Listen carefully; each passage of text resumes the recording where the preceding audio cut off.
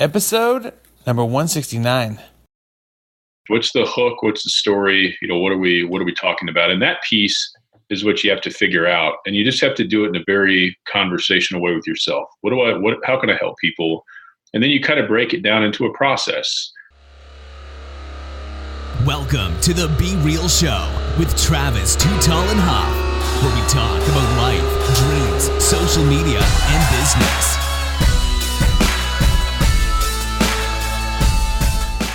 Well, hello and welcome to the Be Real Show with Travis Too Tall and Huff. Folks, I'm super fired up today because after this podcast, you might be getting more leads in your funnel thanks to our featured guest, Jason Wright. Jason, are you ready to be real? I'm ready to be real, my friend. Oh, yeah. Jason is the founder and CEO of Intentionally Inspirational. I love that name. And then he's also a podcaster. He is a main focus right now, folks. And so many people are talking about funnels and getting leads and things like that. But his whole goal is to help you design, build, and optimize your funnel. And so that you get more leads, you don't waste money in advertising. And at the end of the day, you get the right kind of leads too. I know that's a big thing. It's not only getting leads, but making sure that people that are even qualified. But Jason, we've given our listeners just a little insight, but how's your day going today? Day's going great, man. No complaints at all. Glad to be here and glad to be alive. Absolutely. So my first question is, what gave you the insight for your name of your business? I like that. Yeah, it's interesting because people hear that and they're like, what does that have to do with sales funnels? But it works. So a couple of years ago, I was in the middle of the night sleeping and just woke up and I said, I don't know what it means, but intentionally inspirational is going to be something important. It's going to be something impactful in my life. And I didn't even realize it was a business name at the time. When I first started trying to make money online, I was actually writing motivational content. Mm-hmm. And after a while, I realized I was like, hey, there's some people out there doing it, but there's not really a great business model here. What else is here for me? So, I figured out that marketing was something I needed to learn for myself and eventually realized that a lot of people struggled with it really, really badly. So just kept the name. And if you check out our content, we still have that inspirational, that motivational slant to what we do. So it all worked out in the end, So it kind of pivoted from one place to another, but then at the end of the day, it's all the same. I love it. So when you got this idea, did it stick in your head or did you write it down? What? Because a lot of times we have great ideas they say at night and then we just forget about them. Oh, it stuck in my head. And I think I maybe even woke up my wife and told her, and she's probably like, why are you waking me up? But I knew it was going to be something important for me. So there was no forgetting it. But I'm such a night owl. I probably got up and worked, but I can't remember at this point or not. But been running with it for a while. And, you talk about pivots and we can get into that, but pivoting never ends. It really should never end for anybody. So there's all kinds of neat things that we're pivoting towards now, Yeah, Blockbuster should have been pivoting towards Redbox and Netflix. Absolutely. Should have been pivoting towards Amazon, Walmart, and Target. Yep, absolutely. And the next biggest company you can think of right now, even Amazon, might be getting pivoted by somebody else, or someone's trying to eat their lunch in a different way. It's hard to think that. But obviously Sears probably was that same way, 50, 60 years ago. People didn't think Sears would be a demising brand. Yep.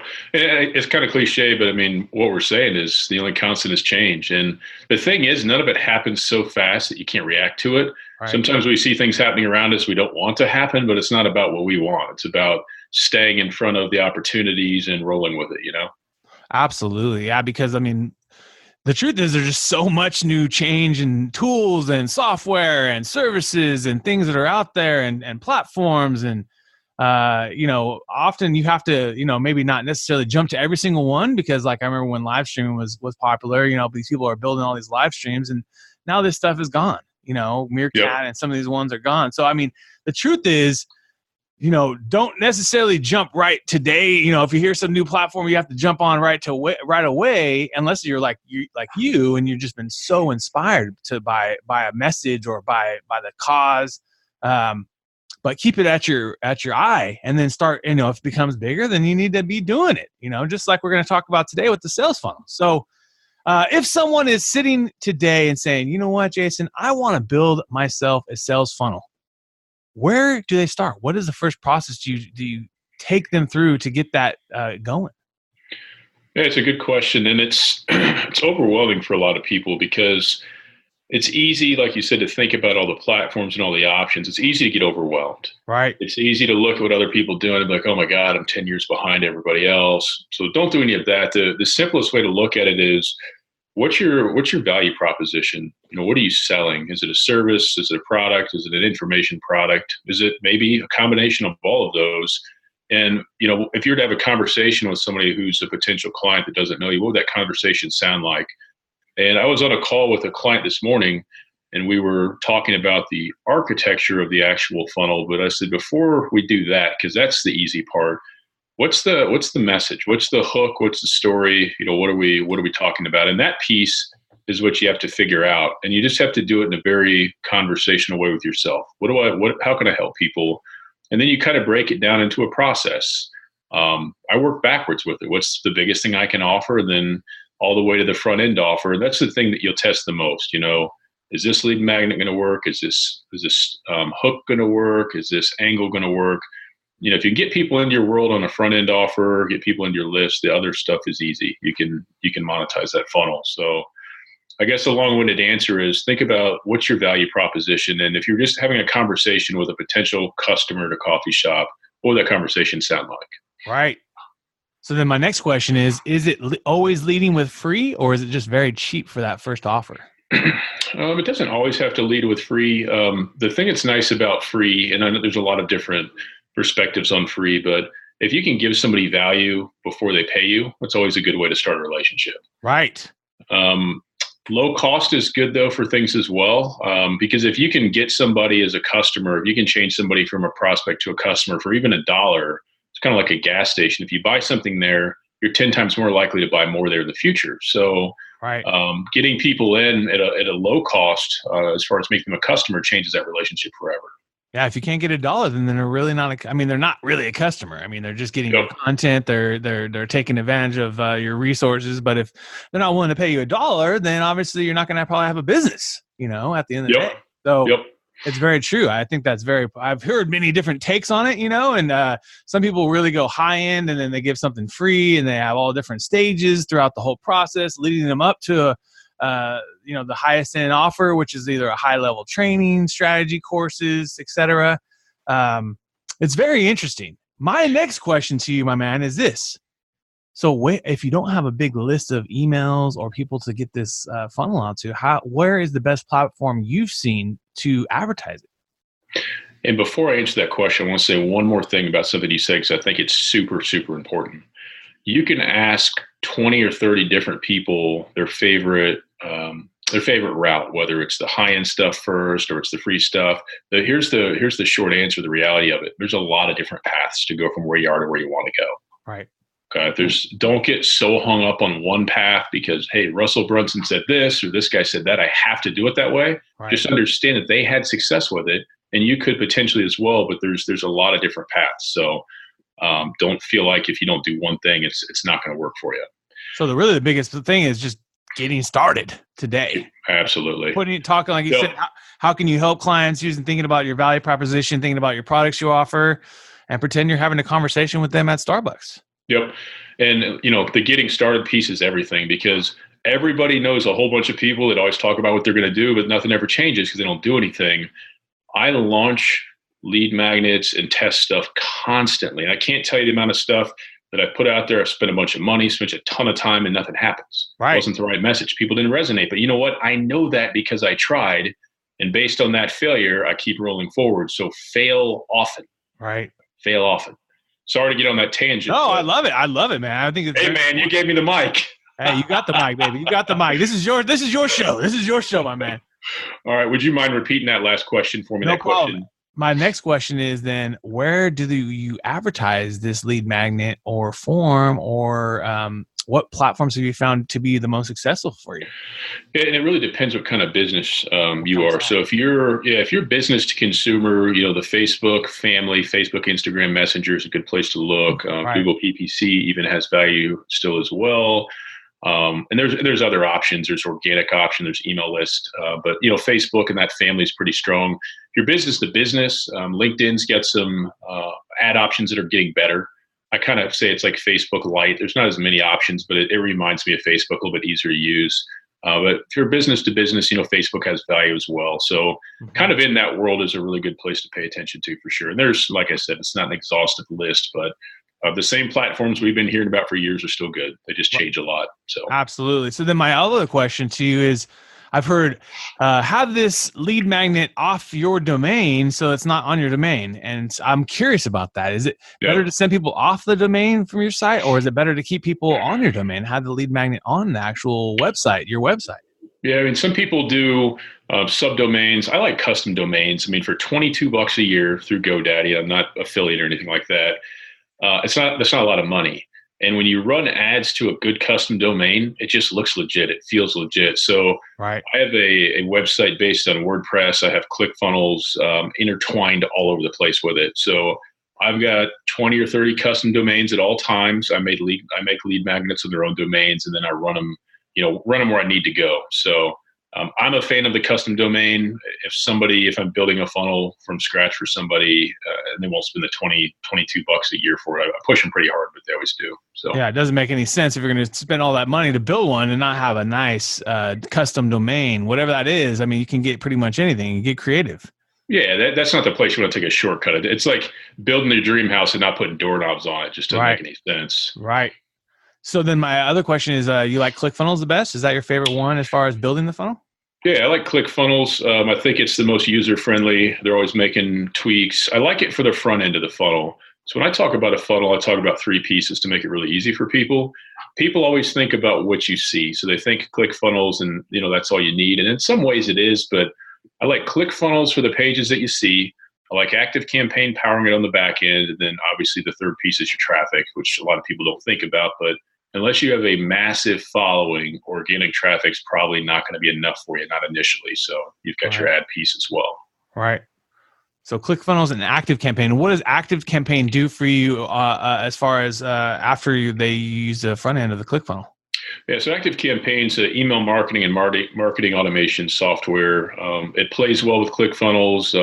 ClickFunnels has a package that can do some of the same things. But the reason I left Actionetics and went into, that's ClickFunnels, that's their top package. But the reason I went to ActiveCampaign is because it's very visual. So if you want to create an automation and you want to be able to actually visualize what's happening and where it happens and how it affects people in your different automations, ActiveCampaign is the best platform I've seen for that. And they're on the cutting edge, man. They're rolling out some customer experience. They call it CX-based stuff that nobody else is doing. They've got a lot of artificial intelligence stuff going on with their current automations and stuff that's coming out in the future. So I'm a really, really big fan of it. Really powerful for not only the email, the text. You can build Facebook custom audiences from it. So you can really build a really powerful automated back end to all your sales funnels with it as well. That's awesome. So ClickFunnels and ActiveCampaign, we'll definitely be putting those into the show notes. But my man, we're about to take you into our top 10. Are you ready? I'm ready. Apple or Android? Apple. Netflix or YouTube? Ooh, that's tough. They're kind of used differently in some ways. I'm going to say YouTube. Nice. Instagram or Twitter? Instagram. Chicken, steak, or fish? Steak. Nice. What kind of steak? Do you mind me asking? I do not mind. Ribeye. Oh, yeah. You guys got some good kind of different types of rubs and stuff out there in the Indianapolis area. Oh, yeah. Absolutely. I've heard good things about that. Jason Falls is out there. He's talked about that often. Laptop or iPhone? Laptop. Spotify or Pandora? Pandora. Movies or video games? Movies. Reading books or listening to books? Reading books. Stocks, crypto, or real estate? Real estate. Nice. Any type of real estate that's your favorite? No, not really. I'll say tax liens. How about that? Oh, nice. Tax lien. Okay. Oceans or lakes? Lakes. Nice. Okay. So then my next question is, when you wake up and you're getting ready for your day, what is one of your biggest passions right now? Staying healthy. I wish I did it super consistent. I'm fairly consistent, but getting up, working out, eating well. I'm probably in the best shape I've been in the last 20 years. So I'm in good job, shape, buddy. Good job. It's important because if you feel like trash and you look like trash, or you look like trash, you feel like trash, you may not realize it, but you're not gonna put forth your best effort and your best representation of yourself. So Absolutely. I was listening. I don't know if you're a fan or heard of Joe Rogan. He Yeah. has his podcast, pretty fun podcast. I hear it comes up on my YouTube here and there. And he had this one this morning and said, you don't have as many mental problems when you work out because you're just picking up this iron and picking it up and sweating and moving and pushing your body beyond limits that, when you're done with your workout, that's like all your negative energy and all this stuff that you have in your body. So that's the other real big benefit of it too. Plus, I love it because it's for you. It's not for anyone else, not for your customers, not for your spouse, not for your dog, not for your kids. It's all for you. I mean, and you can take it one way or the other, So do you have any favorite types of workouts that you like to do? So I keep it simple. I call it my prison workout. And it's because it's so simple. I use one chair and I use 2 adjustable dumbbells. And I basically have 2 days worth of movements I can do and work all different body groups. And I do some body weight stuff like push-ups and stuff as well. But Absolutely. I keep it simple. It works really well. I'm not trying to, bodybuild. I play golf. I'm trying to stay healthy and strong for golf. And it works well for me. Nice. That's the real truth now. They're finding more and more research. You don't have to spend hours at the gym. I mean, it's nice to be able to go to the gym for an hour or 2 or whatever, but hey, that's a luxury. So you can pop up a 7-minute app. You can do exactly what you just said, push-ups and sit-ups and squats and burpees and tricep dips and just simplest stuff on your own body weight that you don't even need that, especially if you're a bigger guy, like I'm 6'8", 260. So are you really? Yeah. So it's that like, explains the too tall thing. Yeah, exactly. So yeah, I mean, dude, there's no way that, you can get a great workout just with your own body weight. So yeah, I mean, there's no excuse. I always like to say there's just no excuse to take that 5 minutes for yourself. Yep. That's awesome, man. Good job. And I can usually knock it out in about 40 minutes. So yeah. I don't meet too many people taller. I'm 6'5", but you got me beat there. 6'8" is always that height where I start to feel like a child next to the person. Right. And the crazy thing now is like there's kids that are like 7 feet tall, man. Even girls, I'm shocked. Like whatever's going on in the metabolisms or the evolution of society. I'm like, these kids are getting taller, man, because I bump into them all the time and they're taller than me. I'm like, when you see somebody that hovers over you, that's gotta be weird. Cause oh my God. Yeah. Right. When it's like, and they're younger than me too. I'm like, whoa, like when it's an older guy and he's old and it's like more respect. I'm like, hey man, you're tall, awesome. Yeah. But when it's like some young kid, I'm like, dang, kid, you're 17, 18 years old. Like, whoa. I've heard it's, I don't know how much truth there is, but I've heard it's all the hormones in the food. Oh, yeah, absolutely. Yeah. I think it's from milk because I loved milk when I was a kid and no one on either side of my family is as tall as me. So like everyone's like 6'2", around 6 foot around there, so taller, but no one's 6'8", you know what I mean? And like, it's like that has to be correlating is, I used to drink a crap load of milk, man. I mean, I still love milk, but I don't drink it as much because there's a lot of sugar in milk, we now realize, and things like that, especially in all different types of milk, but especially in the low-fat milks, there's a lot of sugar. So then my next question to you, and it might already go along and been asked, is after a long, hard day, do you have a favorite place to eat or a favorite meal? Nah, not really. I like barbecue, so I smoked a pork shoulder yesterday. It took me about 16 hours. Wow. And I let it rest for 2 hours, but I'm telling you, we were sitting in front of each other now, and I said, put some cheese on this and take a bite. You'd say I'd never had anything better in my life. It's unbelievable. Wow. I know when you cook meat that slow and it just brings out so much flavor. Oh, the flavor is unbelievable. So I really do enjoy using a smoker, and I usually use the offset, so it's charcoal and wood. I respect the other forms, but it's just, there's something different about it, the flavor and the craft and the experience. I have a smoker too. I usually don't do 16 hours, but it cooks it a lot longer than your normal traditional, obviously barbecue where you're just gas barbecue. You can just put it to whatever degrees. You kind of have to work the coals, and I like to cook it longer too, because the flavor, it's undeniable, the flavor. What is a skill you want to master right now? Is there something you're working on to try to master this year? I have goals unrealized for the year, but I don't know if it comes down to a new skill. You know what I mean? What's one of your biggest goals right now? So my business, it's interesting because, it started in kind of the motivational space, and I was like, okay, digital marketing. And then I said, you know what, there's kind of 3 buckets, if you will, that hold entrepreneurs back from getting to that next level, whatever that next level may look like. One's digital marketing, one's mindset. So that mindset and motivation piece will come back around at some point. The other piece is people just are intimidated or can't figure out how to build and scale a remote team. Oh, so one of my big goals for the year is to get that piece of the business up and going. I actually worked in corporate HR for 7 years, and I'm seeing some real opportunity to help people in that regard as well. So if I can get that well established between now and the end of the year, I'll be happy with that. So, that's awesome, brother. Yeah. So it's a whole new vision for your business in a way. Yeah, because I mean, maybe I help you with marketing, got good things happening, but if you can't get the other two pieces in place, guess what? You're not going to the next level. You can't. Right. You know, there's always exceptions to every rule, but I'm telling you, I've worked with some very successful people that cannot get that team building thing down, and they're just jammed up. They can't go anywhere because they're trying to do everything. So, hey, that's a great point. I think more and more entrepreneurs are looking for that too, because I started my business in a recession, 2009, June 2009, I started my business, and it was just opportunity. It was an opportunity because I was listening to a buddy. He said, hey, you know what? People are going to need their Facebook pages managed. And I was like, oh, you're right. And it was a pivotal moment to take an action. You know what I mean? And now obviously there's a lot more people doing social media, so it's a little less of a service, but we still have a great business. You know, we work hard for our customers. It's a recurring revenue business. But with this year, some similar stuff happened to me where it's like, hey, you know what? There's a new bucket of opportunity here, and it's in reputation and reviews, and finding some way of getting a software system that we can, market ourselves and offer to our customers to help them get better reviews, and then be able to market them on their website, things like that, and it really works in combination with like what you're saying is the funnel and all these different things you can do. Making sure that also your reputation is legit, because a lot of clients, as you know, they don't focus on that.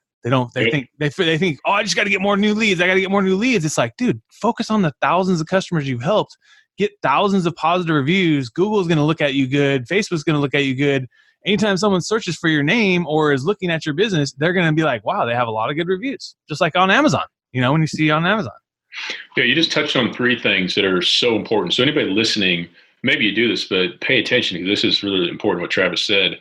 Reoccurring revenue. I don't care what you do. You need as many reoccurring revenue streams in your business as you can possibly find. Yes. That is the game changer right there. That is how you get comfort and you still work for yourself. Like, that is huge. Yep. The other pieces are your clients, your current, your past clients. I never even anticipated how powerful referrals and repeat business could be. That's the thing that you can't plan for, but just continues to pay you in dividends week after week, month after month, year after year. It's so powerful. So, right. Yeah, there's just no doubt. There's just no doubt. Too many times we obviously run to thinking of the newest person, but then, like you said, if you got someone 1,000 leads on a lead ad and then they don't follow up with them, it's not going to work. Yep. It's a point. So it's one of those things. It's like, man, you got to. And it's very interesting what you're saying about the remote team. So shout out to you for challenging on that. And do you have a favorite app that you like using on a daily basis? Oh boy. I'm a pretty big fan of Slack. I use Slack not only for my own team, but for all of my retainer clients. You can, a little tip here, you can set up free workspaces through Slack. And I think I've got 20 or 25 set up right now. And you can use the heck out of those. And if you have clients where you offer recurring services and you don't offer that as a communication method, and you're still doing phone call and email, I don't know why. Slack's the greatest thing in the world. So set up Slacks for each of your customers. Yep. If they're reoccurring, make them pay for it. Don't give it to everybody, but it's a wonderful way. I've actually automated all the notifications I care about in my business. I basically can run all the communication in my business through Slack. I know what's going on, got a pulse just from that one app. Wow. So you can open it up on your phone and you know what's going on. Yep. That's crazy. And then my teammates who help me with different clients, I put them in the Slack workspace with the clients. The clients can ask them questions directly and kind of take me out of the equation. Because otherwise, if you don't do things like that, you become a slave to your business and you can't work on it as much. So it's definitely a transition, working in the business and then working on it. Doesn't happen overnight, at least not for me, but you've got to put things in place to work towards that. Otherwise, you'll never, you'll work 80 hours the rest of your life. So, right. And now's the time, baby. Now's the time. So I've heard nothing but good things. We've done stuff internally with Slack, but we're still victims to using email, to be transparent. I mean, that's just the truth. And so we need to step our games up personally and just, figure a way to better use these automation tools, as well as just the convenience of it. Yep. All right. Well, also my next question to you is, if you could sit down for a nice ribeye with anybody in the world, be real, who would it be? Ooh, I got three names in my head to narrow it down to one name. Probably Russell Brunson from ClickFunnels. Oh, yeah. Absolutely. This is funny. It's exciting. The other day on LinkedIn, probably not his hottest platform, but he posted something, and I posted a comment. He actually replied to me, and I saved that. I thought that was the coolest thing in the world. So absolutely, yeah. That's the best part about social media. Yeah, Russell's a real grounded dude. You know what I mean? He's real grounded. He's put his failures out there, and he's had plenty. But I would love to talk to him for an hour. It'd be really cool. Yeah, and he's built some serious funnels for people. Oh yeah, I mean, serious funnel. I mean, I've heard some insane things where he's building these custom funnels for these big brands. Yep, absolutely. Himself, as well as having the software to sell, but also building these really intense custom funnels for them. So that's really cool. Here's a little tip. If you ever want to know what ClickFunnels is doing, and they have, I won't say an unlimited budget to test, but they have a massive budget to test, look at their homepage. They just updated it yesterday. So it's a brand new look. And they do this about once a year, twice a year. Pay attention to the colors they use for call to action buttons, the fonts. None of that stuff is a chance.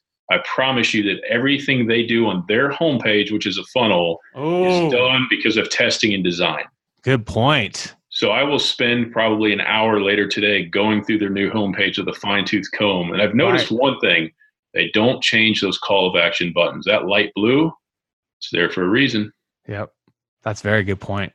Yep. Follow the leader. Absolutely. Don't reinvent the wheel, folks. It's not that hard. Nope. That's a great point, folks. And if you are listening, please rewind that. Go to ClickFunnels and check out their brand new look and see what their funnel's looking like. Or follow Russell Brunson, see what his retargeting is. Follow ClickFunnels. You'll get retargeted to them. Go to their website. You'll be getting retargeted to them. See what their ads look like. They do it. Russell's been advertising on all those platforms for his book, for this and that, all different types of things, and just see what his funnel looks like and try to mimic that. I mean, that's the end of the day that he's the leader. I mean, at the end of the day, I would say at this in most realms, as he built the platform. So I mean, he's built basically the most efficient platform. So my next question is, what is a book that has changed your life? Do you have a book that has you reread, or a book that has really stuck in your head? Yeah, and there's been several. Dale Carnegie's How to Win Friends and Influence People is pretty powerful. People are the asset that are going to determine your success or your failure, period. It doesn't matter if you're on a team. I'm assuming you played basketball. It doesn't matter if you're in a business. Doesn't matter if you're in a family. If you surround yourself with the wrong people, or you're a horrible person to be around yourself, it's not going to work out for you. Right. The way that your story ends, it's not going to be good. All right. I don't know what that means for everybody, but the people is such a big piece of that, and learning how to genuinely speak and communicate, which seems like a lost art in this world. I mean, I'm 37 and I'm a pretty tech savvy old millennial, but it seems like, a lot of younger folks, like I look at my kids, and it almost seems like that interpersonal communication is weak. They don't use it as much. It's like, hey, I'm going to stare at you and text you while we stare at each other instead of actually speaking. So they're going to text back paragraphs to each other. Yeah. It's like, don't be scared to read it. That book's an old book, but it's timeless, man. It's easy to consume and it's good content. So, oh yeah. I have that one on my Audible. Yep. Power of Positivity, that one. I'm reading Stronger Father, Stronger Daughter right now a few times because I'm a new father. Nice. Congrats. Thank you, sir. Thank you. Yeah, I'm 37 too, man. So it's a little late start for me, but you know what? Hey, awesome. better now than ever, And so I'm just grateful and blessed that we were able to make it happen. And but folks, I am so grateful to have you on the show today, Jason. I'm very excited about what you're doing here for businesses. I hope more and more businesses get in touch with you. Can you give us the best place for people to find you or reach out to you? Yeah, intentionallyinspirational.com. Nice. Intentionallyinspirational.com. We'll put that in the show notes, my man. And excited for your new ventures too, with the remote teams, helping people basically understand their business better in those buckets. I think that's fascinating. Yep. If you could give our listeners one last real talk thought, what would that be? Just keep going. Ooh. Don't keep track of the wins and losses, because guess what? At the end of the day, nobody cares but you. Nobody's paying attention. Just keep going. If you want to quit whatever you're into today because you've had so many losses, you've been punched in the face so many times before, it's a huge mistake, and I'll tell you why. How do you know tomorrow? How do you know an hour from now all that doesn't change for you? Ooh. You'll never know if you stop. Just keep going. So real, my man. Folks, you've been hanging out with Jason Wright and Travis Too Tall and Huff. I want to thank you again for your time today, and let's keep being real. What another epic episode. And if you enjoyed the episode today, can you please do me a favor and subscribe to our podcast, The Be Real Show, on iTunes or your favorite podcast platform. And also take a little time today, if you don't mind, and give your boy T Huff a review. I would really super appreciate it. And thank you so much for listening today.